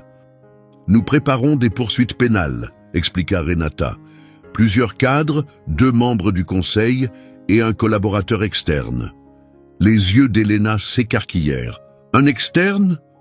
Renata fit glisser un dossier sur la table. C'était une agence de relations publiques, celle qui avait secrètement publié de fausses informations, déformé les faits et collaboré avec des avocats pour faire taire les plaintes des employés. C'était la même agence qui avait rédigé l'article accusant Elena d'être égoïste. « Ils font ça depuis des années, » dit Renata, « pour des dizaines d'autres entreprises aussi. » Elena s'appuya contre le dossier de sa chaise, vidée mais déterminée. « On ne s'attaque pas juste à une entreprise, on s'en prend à tout un système. »« Et tu avances vraiment, » répondit Renata. Mais la victoire avait un prix. Cette nuit-là, quelqu'un creva les pneus de la voiture d'Elena. Aucun témoin, aucun mot, juste le silence et les dégâts. Carlos insista pour qu'elle accepte une protection privée. Elena refusa. « S'ils voulaient me faire peur, dit-elle, ils auraient dû essayer avant que la vérité éclate. » Malgré tout, son équipe renforça discrètement sa sécurité. Des escortes l'accompagnaient chaque soir jusqu'à sa voiture. À chaque déplacement extérieur, les menaces devenaient plus sérieuses, mais les soutiens aussi. Des lettres affluèrent, des messages personnels d'anciens employés, d'enfants de travailleurs blessés, de gens qui se sentaient enfin entendus. Une lettre venait du fils d'un agent d'entretien licencié 10 ans plus tôt pour avoir dénoncé une injustice raciale. « Mon père est mort en pensant qu'il avait échoué », disait la lettre. « Aujourd'hui, je sais qu'il avait juste de l'avance sur son temps. Merci de lui avoir donné raison. » Elena pleura en la lisant, mais le temps avançait. Ce vendredi matin, Elena se tint devant l'ensemble du personnel. Des employés de tous les services, à tous les niveaux, remplissaient la salle. Pour la première fois dans l'histoire de l'entreprise, chaque siège était occupé. « Je ne vais pas prétendre que ça a été facile », commença-t-elle. « On a traversé beaucoup d'épreuves. Certains d'entre vous ressentent peut-être de la culpabilité, d'autres de la colère. C'est normal. Ce qui compte, c'est qu'on n'aille pas en arrière. On avance, dit-elle, marquant une pause avant d'ajouter « Cette entreprise ne peut plus survivre en cachant les choses. Elle doit être dirigée par de vraies personnes, des gens honnêtes, des gens comme vous et comme moi. » Les applaudissements qui suivirent n'étaient pas tonitruants ni spectaculaires, mais ils avaient du poids. Chaque claque résonnait avec force. Après la réunion, Carlos s'approcha d'elle. « Tu te souviens des rendez-vous avec les investisseurs la semaine prochaine ?» demanda-t-il. « Ils vont vouloir savoir ce qui vient ensuite. » Elena regarda le plateau de bureaux animés, des gens qui se tenaient plus droit, qui parlaient plus librement et qui croyaient enfin à ce qu'ils construisaient. « Alors dis-leur, répondit-elle doucement, qu'on construit quelque chose de vrai. Pour la première fois, cet endroit est vivant. » En retournant à son bureau, passant devant les portraits encadrés d'anciens dirigeants et les colonnes qu'elle avait jadis nettoyées elle-même, Elena ressentit quelque chose de profond. La vérité a un prix, Mais le respect de soi n'a pas de valeur. La salle du conseil était plus calme que d'habitude. Le soleil traversait les grandes fenêtres et baignait la table où Elena était désormais assise, non comme une invitée, mais comme quelqu'un à sa place. Tout avait changé. L'entreprise, elle-même. 2 semaines s'étaient écoulées depuis la publication de l'audit. Les médias en parlaient encore, mais l'agitation s'était calmée. Ce qui restait, ce n'était plus du bruit. C'était de la clarté. À l'intérieur de l'entreprise et bien au-delà, quelque chose de nouveau prenait racine. Les clients n'étaient pas partis, les investisseurs étaient revenus. Et surtout, les gens gardaient espoir. Carlos était assis à côté d'elle, parcourant le programme du prochain sommet avec les investisseurs. « Ils vont vouloir des chiffres, dit-il, mais peut-être qu'il est temps de leur donner autre chose. » « Comme quoi ?» demanda Elena. « Comme de la conviction, » répondit-il. Elle sourit. « Je crois que je m'en charge. » Plus tard dans la journée, Elena monta sur scène au sommet. La salle était pleine de chefs d'entreprise, de journalistes et de ceux qui doutaient encore que Vidal Enterprises puisse s'en sortir. Certains s'attendaient à un désastre. D'autres étaient simplement curieux. Elena se redressa et commença. « Je m'appelle Elena Martinez. Vous avez peut-être entendu mon histoire. J'ai travaillé ici comme femme de ménage. Je balayais ces sols. Je vidais les poubelles dans des bureaux où l'on ne me voyait pas. Et aujourd'hui, je suis ici, non comme une servante, mais comme quelqu'un qui aide à diriger cette entreprise. » Elle fit une pause. La salle écoutait. Cette entreprise ne s'est pas effondrée à cause d'une seule mauvaise décision. Elle s'est brisée parce que personne ne parlait. Le silence était devenu normal. Le silence était devenu confortable. Mais le silence ne résiste pas quand la vérité est dite. Elle parla de justice, de confiance à reconstruire et des changements en cours, des comités d'éthique dirigés par les employés, des protections pour ceux qui dénoncent les abus, un accès libre aux politiques internes pour tous. Ce n'est pas l'histoire d'une seule personne, dit-elle, c'est notre histoire à tous. Celle de choisir ce qui est juste, même quand c'est difficile. De montrer que même dans l'ombre, quelque chose de beau peut naître. Quand elle quitta la scène, les gens se levèrent, mais ce qui resta en elle, ce ne fut pas l'ovation. C'était le visage en larmes d'une jeune fille au fond de la salle, probablement encore adolescente, qui la regardait les yeux grands ouverts. Elena reconnut ce regard. C'était celui de quelqu'un qui n'aurait jamais imaginé entendre son histoire racontée à voix haute. Après l'événement, Carlos l'attendait près de l'ascenseur.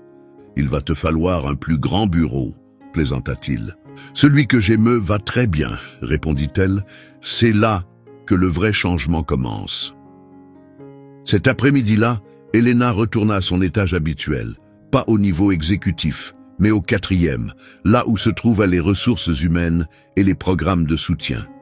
Elle passa devant son propre bureau et entra dans une salle d'équipe où quelque chose de nouveau était en train de naître. Cela s'appelait le projet héritage. Chaque mois, l'histoire vraie d'un employé serait partagée, pas seulement son poste ou ses réussites, mais aussi les défis traversés et la force qu'il avait fallu pour continuer. Ces récits seraient imprimés dans les bulletins internes, évoqués en réunion et affichés dans le hall principal. « Plus jamais de travailleurs sans nom », avait dit Elena lorsque l'idée avait été proposée. « Plus jamais d'efforts invisibles. » La première histoire fut celle de Tamika, l'agent de sécurité qui avait soutenu Elena en silence tout au long de l'épreuve. Une mère célibataire, une ancienne militaire, et maintenant responsable du nouveau plan de sécurité de l'entreprise. Quand Tamika lut son propre récit, elle pleura. « Merci de m'avoir vu », murmura-t-elle.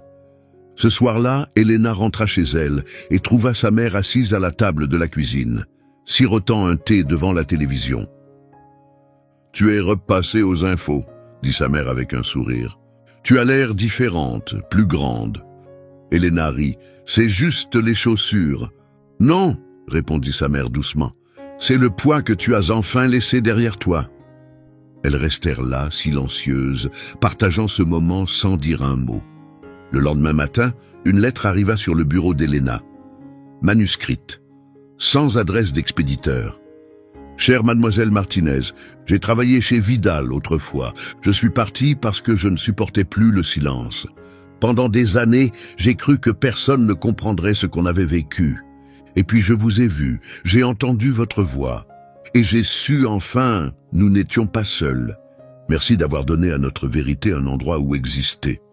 Elle, Elena, replia la lettre et la rangea doucement dans son tiroir.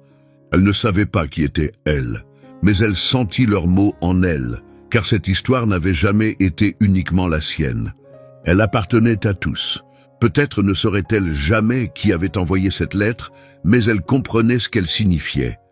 Ce n'était pas simplement une conclusion, c'était une rédemption, pas seulement pour elle, mais pour toutes les personnes qui s'étaient un jour senties invisibles, perdues sous les tours de verre et les plafonds d'acier.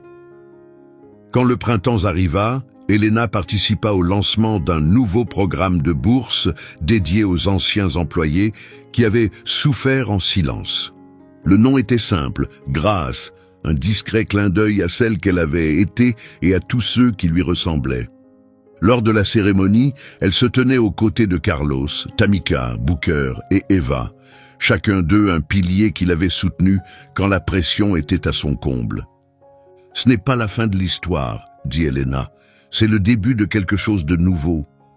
Un chapitre où les portes restent ouvertes, où les gens sont entendus et où la vérité n'est plus jamais cachée. » Quand les applaudissements s'évanouirent, une petite fille sortit de la foule.